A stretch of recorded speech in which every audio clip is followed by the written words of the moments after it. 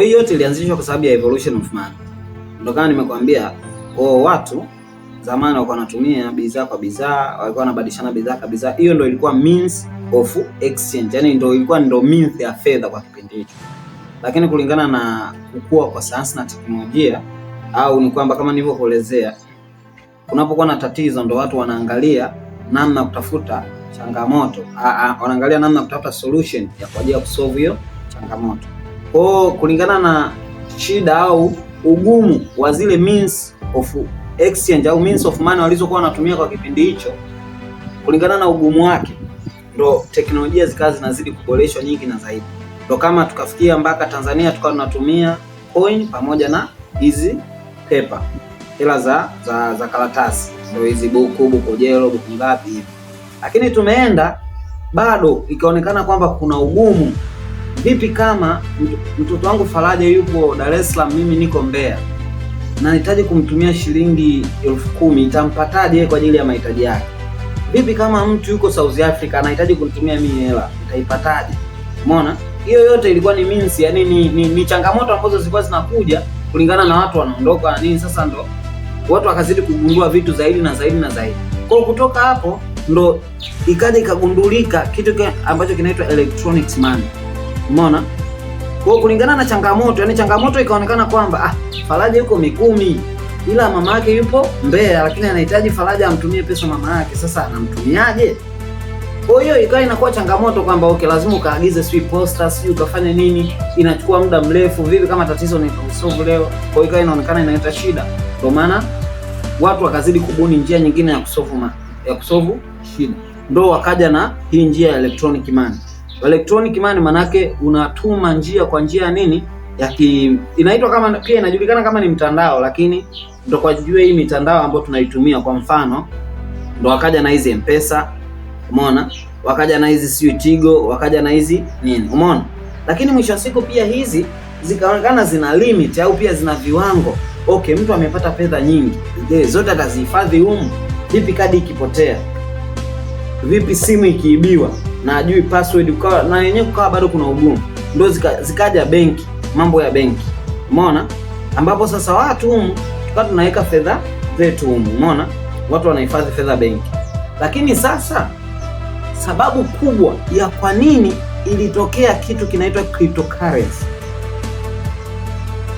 watu baada ya kuona hatua ya mwisho ya kufikia ilikuwa ni fedha kuwekwa benki. Sasa kuna kitu kinachoitwa inflation.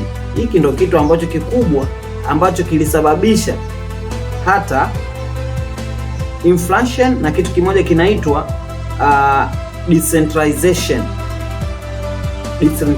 Nitakuelezea maana ya inflation hii, nadhani kidogo unajua kwa sababu hata wewe ni mtu wa forex kidogo. Ninavyomaanisha inflation sio kidogo tu, najua unafahamu zaidi, si ndio? Kwa sababu ni mtaalamu sana. Niko ni mtaalamu wangu mzuri sana wa forex. Mnyama sana katika forex, lakini ndio hivyo, crypto haijui. Kwa niko nampa madini hapa mawili matatu. Sawa.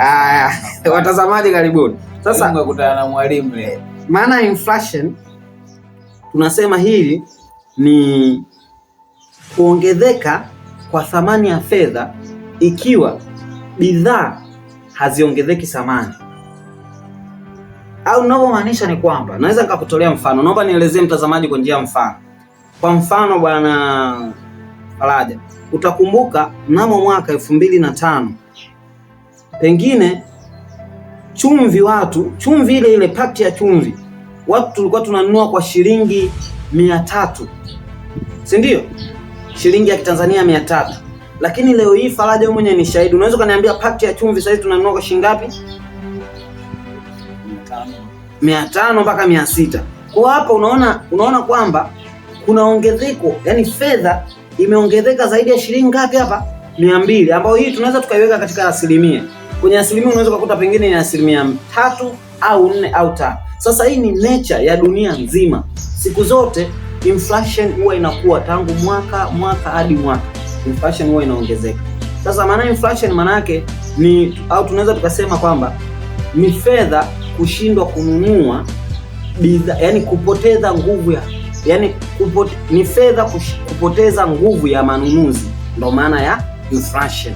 Yani neno inflation fedha inapoteza nguvu ya manunuzi, kwamba kitu nilikuwa nanunua kwa shilingi 500 lakini leo hii hicho kitu siwezi kununua kwa shilingi 500.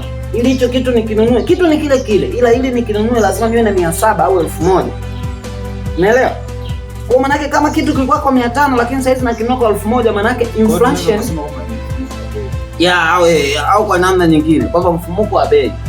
Umeona?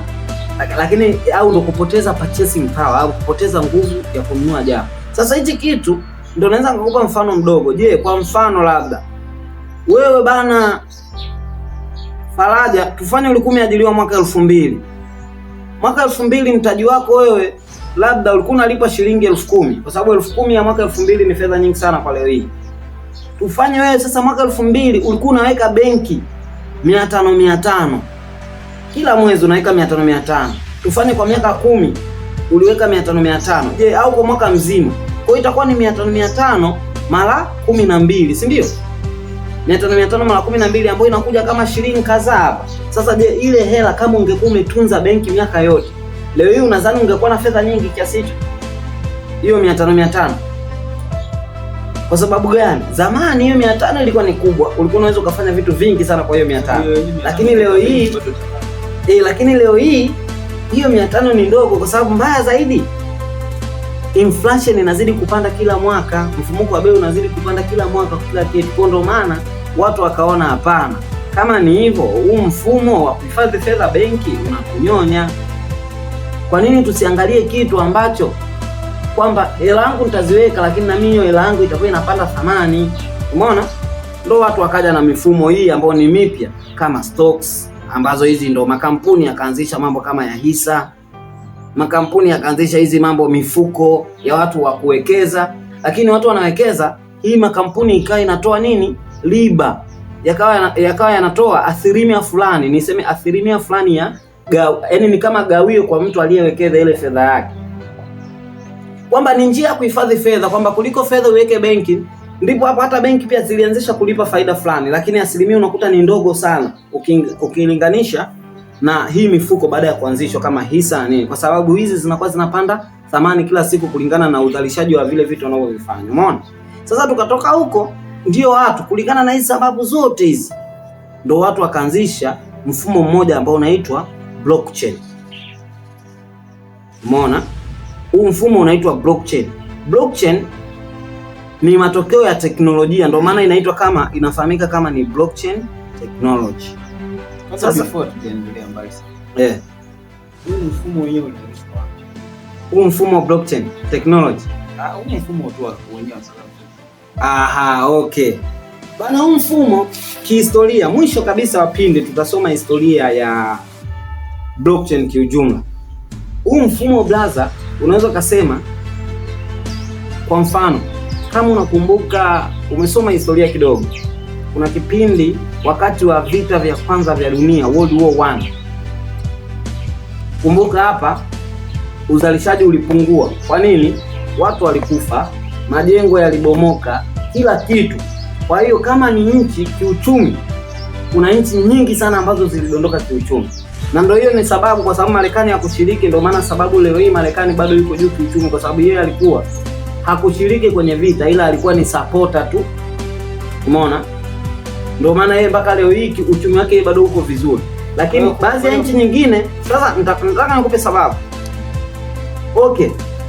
Uliweka hela zako benki au uliweka hela zako sehemu fulani, majengo yamebomolewa na kila nyaraka, kila kitu zimechomwa, zimenini. Kwa hapa ninachomaanisha, ndio maana ikatokeaga kitu kimoja, sikumbuki mwaka exactly, ila katika mwaka 1925 kama sikosei, kuna kitu kilitokeaga duniani kabla ya vita vya pili vya dunia, inaitwa Great Economic